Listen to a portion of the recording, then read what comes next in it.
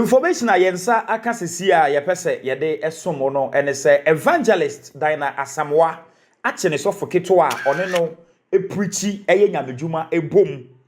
ni nyina ne se wawia ne 4,000 Ghana cedis yede mu nchemu ni nyina no ebema wo aha eye strong media mesel se obe subscribe to channel no na wo wi a wa kire wa adwen e wo comment section na wa share video a wo hei so ama wo nua bi ensa atumi aka eye time heba mesha any prof art e na aso yasene a yadi video ebrew quickly 2 days ago and I drop a video bia na osofo kitwa ya eye evangelist achinin omumienu nyina ewo studio omu eye nyamedwuma na evangelist e ka brofo a na ono nso wachirem that nonsense thing must be stopped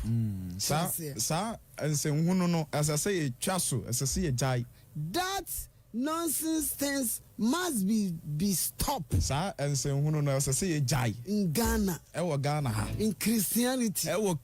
Christianity. If you're rare prophet, say we difo ampa. If you see somebody's taking dead, you need to pray to somebody to stop that death. You need to stop that death to stop somebody's life. As I said, and somebody's granted strength. Na afi man ni pa nya ahode. Put your hands together.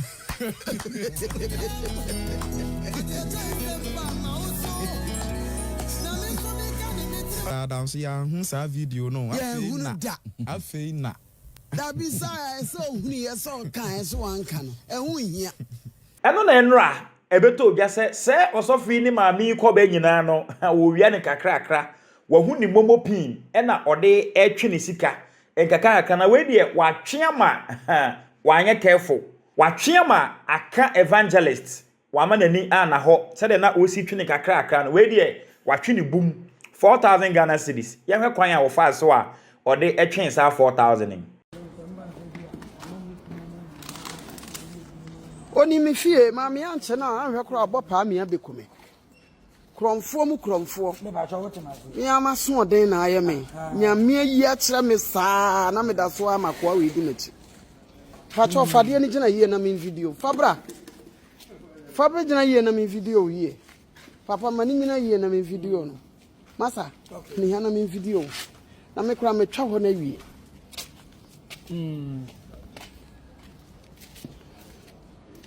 Baby aye adwuma nyina mekwa me ayi wadi.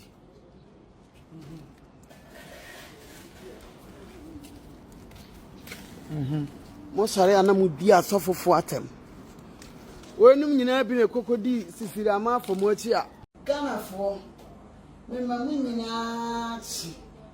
E de ba me TikTok live. Sa no pe mo hu video bi. E o me status ni me TikTok e separate. Na nyahwe se osofo pon a wode ye friend Reverend Eric Kwame Asante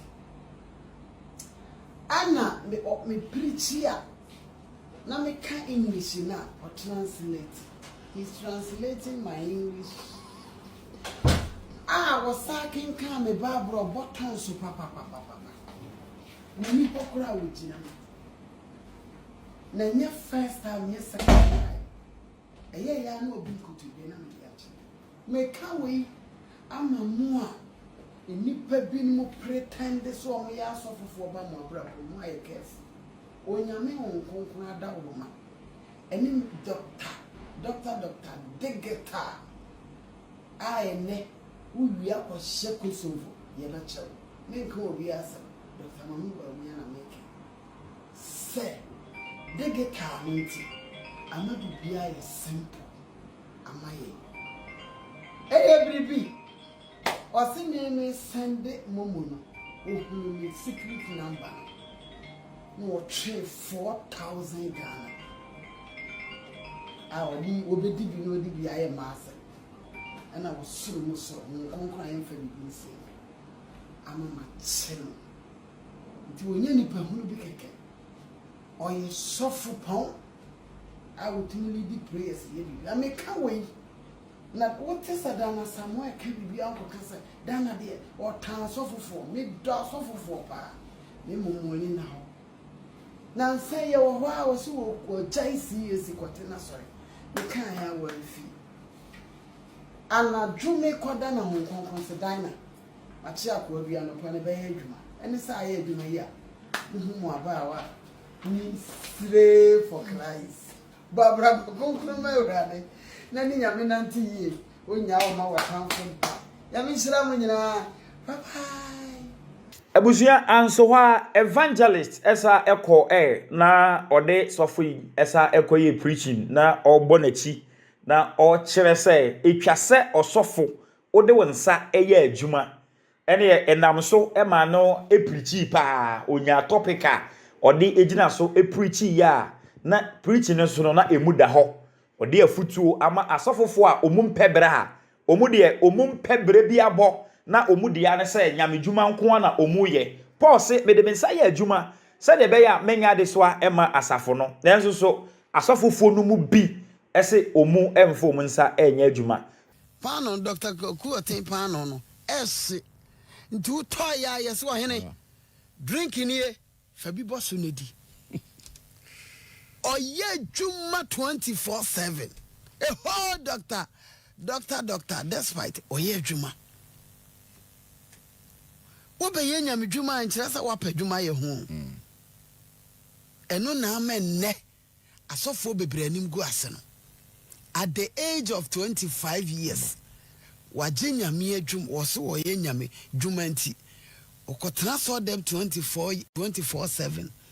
de enam de o panya nti de wo hunu ni de o hunu yɛ nyinaa na okeka kyerɛ nyame ma ehunu huna ene ade sɛ de be ya obɛworo bo wo mo bi akɔba Bible sia de ye adwuma no na saa nipa no eno anameka obi wo a 7 to 12 ena ukodwomu a ye twade ye pa na watam sika ne de akoma sofo se sofo bompa ye guso ema me na me franko ye adwuma obi eni wa wo hunu funu a onsu enti watam akɔgye Bible sia watam de akoma sofo se bompa ye guso sofo ne hu sika ne kufu ye no was me the better 1 week. Na ko ti uba kono nyame amwa obetima kasa am robbers aba me dem ha. Wo so ya hena sofuku. Yeme asofofo bompa ye mami o. This year asofo bompa ye mami wo krom ha. Me papa Sam Kwankye Ankra. Odin nsa to me kosi yesin so odin nsa to me so bompa ye mami. Ono kra me de ne ka wan charge me buy. Ese mi so seed na nwosra no timi ye adwuma mo what sanity me call me papa mu nyina CAC me papa buwa me papa poku nyina ho anima bawura ne constituency nim me says papa pray for me constituency dey na dekeke I like the name is constituency name me bawura ne pedi anim me say papa pray for me. So Papa Sam Kwankye Ankra na fiwe wode nsa to me so bompai eye adwuma nso nya sanka sofo yi ka ne ho hyehye no emma enura 4,000 no na se enka penny magi ni nyina magi masa magi biem anwe kura magi hu nsi hu because we yi ni dada no me de ye adwuma enka manya profit. Yes, this is evangelist Asamoah. I'm called up spare. I'm called up spare. Oh, Alafat, chin to a sim, mini abema kwaku atenso. Fani sika, we have video no. Senya me. And nanka doctor kwaku aten. Eko pie no so wadanwa. Say no waye na dwen say. Oko yi sika no ntino. Wadi tu ekura. Intinka doctor kwaku aten. Epie ho pe ko be sutu no ba sedan kanya meni akoma ekura papa no ni domedi na tia wo tua wo kase wo yi sika ni pie ya pe sana wo yi ache wo wo yi ache papa di sika 100,000 e beko na ka 60,000 ba brose nsa ye ni adwuma me ni di ensa eni adwuma wo ya brante na abeji nyame asem di na wo si watene se nyame se ye adwuma nyame se beye na adwuma ye adwuma ka ho na wo nsore mabu wo kwa abrochira asofofo ho wo ma na hihye nkonya epepa so wo mu fire adwuma ba asofo wo abrochire bre papa asori bie ni abrochire awurade mfa mi nwuram na ameba bakura na nkremofo asori bi e wo New York na no meduru ono o mapon ka me kɔ hɔ nso asori bia ni wiase ba wo pa asofo bre wo wiase pa ya asofo e wo abrochire Ghana asofo de so mbekɔ na wo hyesefo abrochire ye ni wo hyese o obi a wo abrochire bia ye obi abusua panyin na wakɔkɔ pesika behwe fie nti so se watene na bɛyɛ nyamedwuma wo abrochire a wo bɛkɔ adwuma ba na wa be pepa unkonwa so asese so ti ase na wasa panipa ne chaw se misro tamu asomo mra sore ebro 30 minutes no sore akọ collection ne kura wo to a na dwen ne se ye nyina na aba buruchire be pesika enti mento ne kese enti coins eno kura anso so aburuchire no the Church of Pentecost I won New York wo mo to collection mo gi receipt me come kira wo mo gi receipt because abrochira sorry na wo ho no wo to collection free so ye donation me ko ye program of Canada sister B be sponsor me $2,000 me money receipt kire say wa ye donation or receipt ye papa fe ni Matthias ye or receipt because what the foreign tax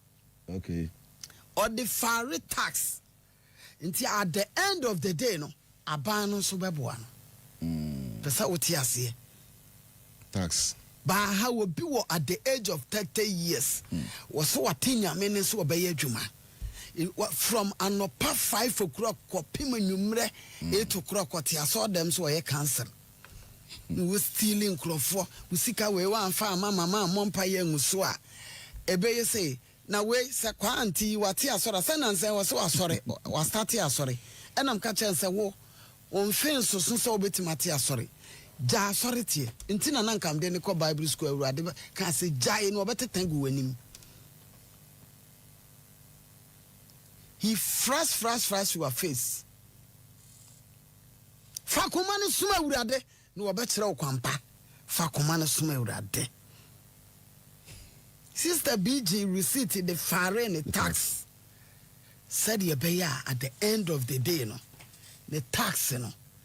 e be fine so tax me come chirawo abrofo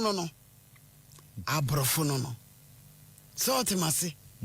until at the end of the day no so we African here na ubi bi free mu na we ye bibia e ko hwe tax pay ni ahweso aboa wo Udi bi atum ama me fama bodin na atum wa modi amfra wansemi untumi nkeka menim said the story wesi ate ase esi afa but areho wo nice guy a ogina ho nice guy